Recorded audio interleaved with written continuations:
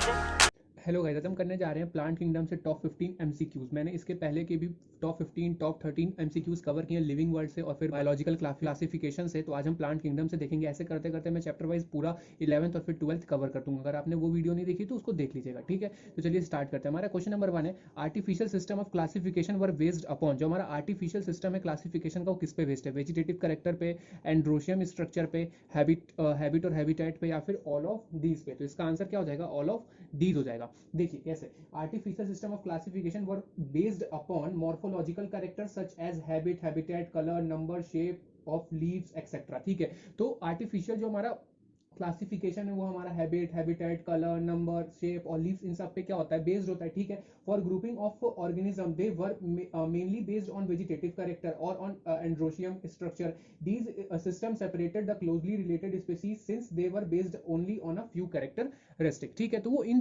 तीनों ही चीजों पे क्या है? बेस्ड है कंप्लीटली, ठीक है। तो हम बढ़ते हैं नेक्स्ट क्वेश्चन की तरफ। हमारा नेक्स्ट क्वेश्चन है क्वेश्चन नंबर 2, ठीक है। तो हमारा क्वेश्चन नंबर 2 है, plant classification as proposed by Carlos Linnaeus was artificially because it was based on। वो किस पे बेस्ड था? देखिए, आप वीडियो को पॉज करके आंसर दीजिएगा, ठीक है, तभी इस वीडियो का फायदा हो पाएगा, ठीक है। देखिए, only a few morphological character, option 2 all the possible character, option 3 anatomical character which are adaptive in nature, physiological and morphological character. तो इसमें से कौन सा ऑप्शन सही है? तो इसमें आंसर हो जाएगा हमारा answer number 1, only a few morphological character. जैसे कि हमारा वेजिटेटिव कैरेक्टर हो गया, एंड्रोशियम स्ट्रक्चर हो गया, हैबिट हो गया, कलर हो गया, ठीक है। तो इस सब चीजों पे क्या था? बेस था, ठीक है। अब हम आते हैं नेक्स्ट क्वेश्चन की तरफ। नेक्स्ट क्वेश्चन है हमारा question number 3, artificial system give equal weightage to vegetative and sexual characteristic, this is not acceptable because often dash character are more easily affected by environment. देखिए, वीडियो को pause करके answer दीजिएगा। Option है vegetative, sexual, anatomical या फिर physiological. तो इसका answer हो जाएगा ए, वेजिटेटिव, ठीक है। देखिए, artificial system of classification were based upon vegetative and sexual characteristic. हमें ये बात पता है कि वो आर्टिफिशियल कैरेक्टरिस्टिक वेजिटेटिव और सेक्सुअल कैरेक्टरिस्टिक पे बेस्ड है, ठीक है। Where both vegetative and sexual characteristic were given equal weightage, it was not acceptable because vegetative character are more easily affected by environment, ठीक है। जो हमारा वेजिटेटिव कैरेक्टर है वो जल्दी अफेक्टेड हो जाता है एनवायरमेंट के द्वारा, ठीक है। बढ़ते हैं नेक्स्ट क्वेश्चन पे। नेक्स्ट क्वेश्चन है हमारा क्वेश्चन नंबर 4। तो क्वेश्चन नंबर 4 है हमारा, each character is given equal importance and at the same time 100 of character can be considered in. Cytotaxonomy में कंसीडर करते हैं, मॉर्फोटॉक्सोनॉमी में, या फिर कीमोटैक्सोनॉमी में, या फिर न्यूमेरिकल टैक्सोनॉमी में।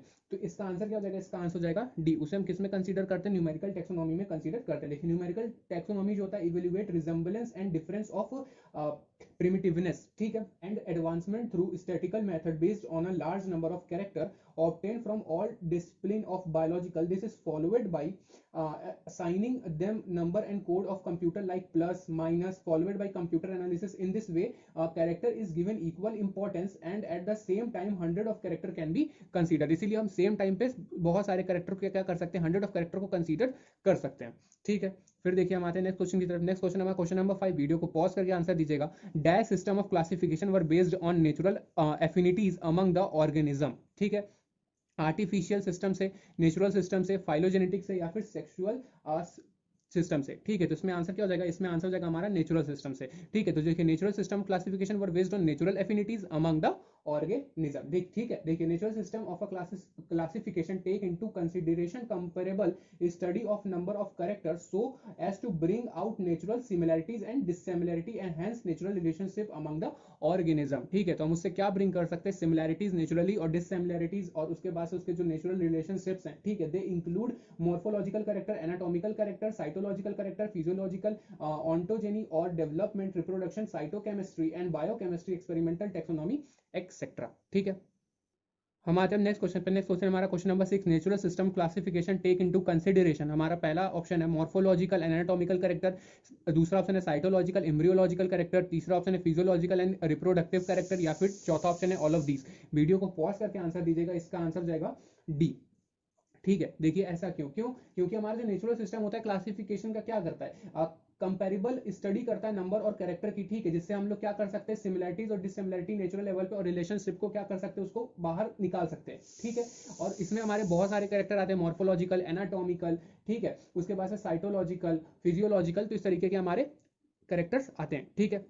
देन हम बढ़ते हैं नेक्स्ट क्वेश्चन पे। नेक्स्ट क्वेश्चन है हमारा क्वेश्चन नंबर 7। क्वेश्चन नंबर 7 है हमारा, a system of classification in which large number of trait are considered is artificial system, phylogenetic system, synthetic system या फिर नेचुरल सिस्टम। तो इसका आंसर फिर से वही सेम आंसर है, डी नेचुरल सिस्टम हो जाएगा। वही क्वेश्चन को बार बार घुमा करके पूछ रहा है, तो आंसर सेम है लेकिन क्वेश्चन घुमा घुमा के वो पूछ रहा है, तो इससे हमको पूरी तैयारी करके रखनी है। ठीक है, तो हम आते हैं नेक्स्ट क्वेश्चन पे। नेक्स्ट क्वेश्चन है हमारा question number 8। Natural system of classification differ from artificial system in, किन किन चीजों में नेचुरल सिस्टम जो होता है हमारा क्लासिफिकेशन वो डिफर करता है आर्टिफिशियल सिस्टम से।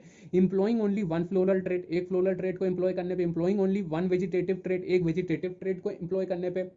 ब्रिंगिंग आउट सिमिलैरिटीज एंड डिससिमिलैरिटीज, तो वही चीज है। फिर से देखिए इसका इजी सा आंसर है सी, ब्रिंगिंग आउट सिमिलैरिटीज और डिससिमिलैरिटीज क्या करता है, वो बाहर निकाल के आता है और नेचुरल रिलेशनशिप को बताता है। ठीक है, अब आते हैं नेक्स्ट क्वेश्चन पे। नेक्स्ट क्वेश्चन है हमारा क्वेश्चन नंबर 9।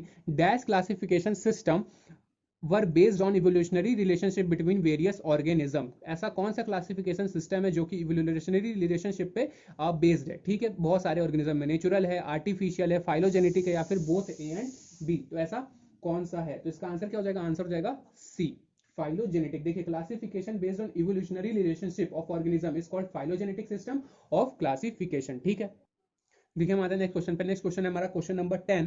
क्वेश्चन नंबर 10 है हमारा, system of classification that employs numerical data to evaluate similarities and differences known as cytotaxonomy, biosystematic, phenetics या फिर कीमोटैक्सोनॉमी। तो इसका आंसर क्या हो जाएगा, इसका आंसर हो जाएगा फिनेटिक्स। फिनेटिक्स क्या करता है, हमारा फिनेटिक्स सिस्टम ऐसा है जो कि क्लासिफिकेशन करवाता है एम्प्लॉय न्यूमेरिकल डाटा पे। ठीक है, टू इवैल्यूएट सिमिलैरिटीज एंड डिससिमिलैरिटीज या फिर डिफरेंसेस। ठीक है, देखिए फिनेटिक्स जो होता है system of classification based on similarity between organism without regard to their evolutionary relationship. In this type of classification the organism are arranged according to overall similarities of existing organism based on observable character. उसके observable character के base पे हम लोग ऐसा बनाते हैं। ठीक है, देन हम बढ़ते हैं नेक्स्ट क्वेश्चन पे। Next question number question number 11 और आप लोग वीडियो पॉज करके आंसर दीजिएगा। Which out of the following are included under tracheophyta that is vascular plant, pteridophyta, gymnosperm, angiosperm या फिर ऑल ऑफ दीज। इसका आंसर क्या होगा, इसका आंसर हो जाएगा ऑल ऑफ दीज। ठीक है, देखिए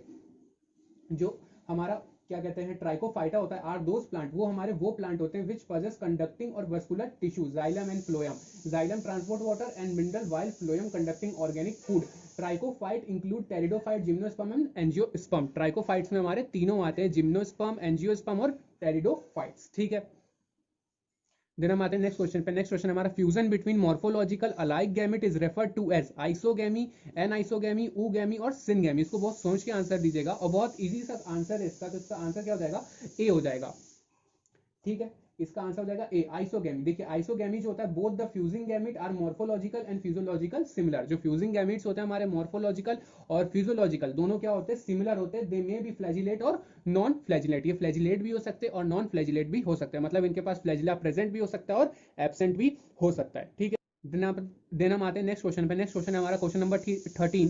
fusion of two gamete which are dissimilar is in size is term oogamy. उसको ऊगैमी बोलेंगे, आइसोगैमी बोलेंगे, एन आइसोगैमी बोलेंगे या फिर बोथ ए एंड सी। देखिए फ्यूजन ऑफ ऐसे दो गैमेट का फ्यूजन जो कि डिसिमिलर है साइज में, तो उसको हम क्या बोलेंगे, ऊगैमी, आइसोगैमी, एन आइसोगैमी या फिर बोथ ए एंड सी। इसमें हमारा आंसर हो जाएगा D, both A and C. देखिए कैसे, anisogamy the fusing gamete differ in size and behaviour. ठीक है, जो हमारे एन आइसोगैमेट्स होते हैं वो क्या होते हैं, वो डिफर होते हैं साइज में, ठीक है, और बिहेवियर में। One of the two gamete is larger and is called macrogamete. जो बड़ा वाला गैमेट होगा उसको मैक्रोगैमेट कहेंगे, और फीमेल गैमेट, और मैक्रो वाला हमेशा किसका होता है, फीमेल का गैमेट होता है। ठीक है, the other is smaller and is term as microgamete और मेल गैमेट। ठीक है, जो दूसरा वाला होता है वो छोटा होता है, उसको माइक्रोगैमेट कहते हैं। जो छोटा वाला होता है वो मेल का गैमेट होता है। ठीक है, उसके बाद से in oogamy there is a large food laden non flagellated female gamete called egg, जिसको हम क्या बोलते हैं, एग बोलते हैं। और oosphere where as the male gamete और antherozoid is smaller and motile. जो हमारा एंथ्रोजोइड होता है कैसा होता है, वो स्मॉलर होता है और मोटाइल होता है। ठीक है, oogamy is familiar form of sexual reproduction. ठीक है, और जो हमारा ऊगैमी होता है वो कैसा सेक्सुअल, जो हमारा फैमिलियर होता है किससे, सेक्सुअल रिप्रोडक्शन के। It is a form of anisogamy जिसको हम हेट्रोगैमी बोलते हैं। ठीक है, देन हम आते हैं क्वेश्चन नंबर 14 पे। हमारा क्वेश्चन नंबर 14 है, which type of sexual reproduction is found in Volvox. Volvox में हमारा कैसा सेक्सुअल रिप्रोडक्शन होता है, आइसोगैमस होता है, एन आइसोगैमस होता है, ऊगैमस होता है या फिर ऑल ऑफ दीज देखने को हमें मिलते हैं। तो हमारा वॉल्वॉक्स में होता है oogamous। कैसा रिप्रोडक्शन होता है? oogamous। ठीक है, देखिए जो oogamous होता है हमारा Volvox shows the advanced oogamy which take place by the formation of antheridia and oogonia। कैसे कैसे एंथ्रीडिया और oogonia बनता है, ठीक है। they may be formed on the same plant monoecious। जब सेम प्लांट में बनेगा तो हम उसको क्या बोलेंगे? मोनोशियस बोलते हैं, ठीक है। और ऑन डिफरेंट प्लांट, और अगर डिफरेंट प्लांट में बोलेगा तो उसको हम डायोशियस बोलेंगे, ठीक है। The sex organ are produce fewer in number, और जो सेक्स ऑर्गन होते हैं हमारे फीवर नंबर में प्रोड्यूस्ड होते हैं, ठीक है। तो देखिए हम आते हैं नेक्स्ट क्वेश्चन पे। नेक्स्ट क्वेश्चन हमारा question number 15। At least half of the total CO2 fixation on earth is carried out through photosynthesis by, कैसे? एंजियोस्पर्म से, जिम्नोस्पर्म से, एल्गी से, या फिर ब्रायोफाइट से। इसका बहुत ही सिंपल सा आंसर है सी, एल्गी सबसे ज्यादा CO2 फिक्सेशन करते हैं। देखिए nearly 50% of the total carbon dioxide fixation is carried out by the algae. अगर एल्गी हटा दिया जाए ना तो CO2 का फिक्सेशन नहीं होगा, ठीक है, थ्रू फोटोसिंथेसिस। और किसके द्वारा करते हैं? फोटोसिंथेसिस के द्वारा करते हैं, ठीक है। Photosynthesis by algae release oxygen in the immediate and aquatic environment. It is essential for respiration of aquatic life, और ये एक्वाटिक लाइफ के लिए बहुत ज्यादा एसेंशियल है, ठीक है।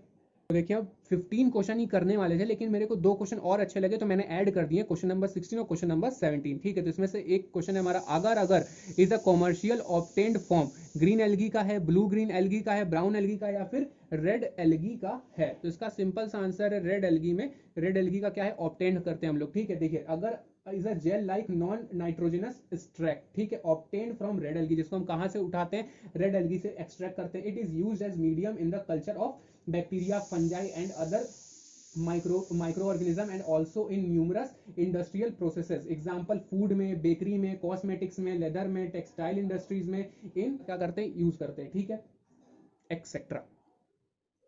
देन हम आते हैं आज के लास्ट क्वेश्चन पे। लास्ट क्वेश्चन है हमारा क्वेश्चन नंबर 17। वीडियो को पॉज करके आंसर दीजिएगा।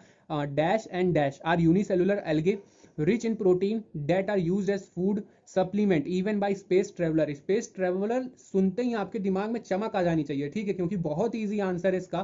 तो आंसर दिख ही रहा है, मैं फिर भी ऑप्शन पढ़ देता हूँ। कॉलेरा, स्पाइरुलिना, जिलीडियम ग्रेसिलेरिया, या फिर पॉरीफायरा, या फिर स्पाइरोगैरा। तो इसका सिंपल सा आंसर है कॉलेरा और स्पिरुलिना, ठीक है। देखिए जो कॉलेरा होता है वो ग्रीन एल्गी होता है as food supplement in rich in protein. ये किसमें रिच होता है? प्रोटीन और कार्बोहाइड्रेट में बहुत ज्यादा रिच होता है, ठीक है। It yield about 30% protein, 15% lipid and 30% carbohydrate as 5% S. Spirulina blue green algae होता है, ठीक है, is one of the richest source of protein and vitamin B. Spirulina हमारा विटामिन बी का रिचेस्ट सोर्स है, ठीक है। In long range space exploration scientist have turn to chlorella and spirulina to use them as portable oxygen generator and food sources, ठीक है। Hope so आपके लिए questions helpful रहे हो। अगर आपको क्वेश्चंस करने में अच्छा लगा हो, मजा आया हो, तो प्लीज वीडियो को लाइक शेयर सब्सक्राइब जरूर करें और इसको शेयर जरूर करें। Thank you.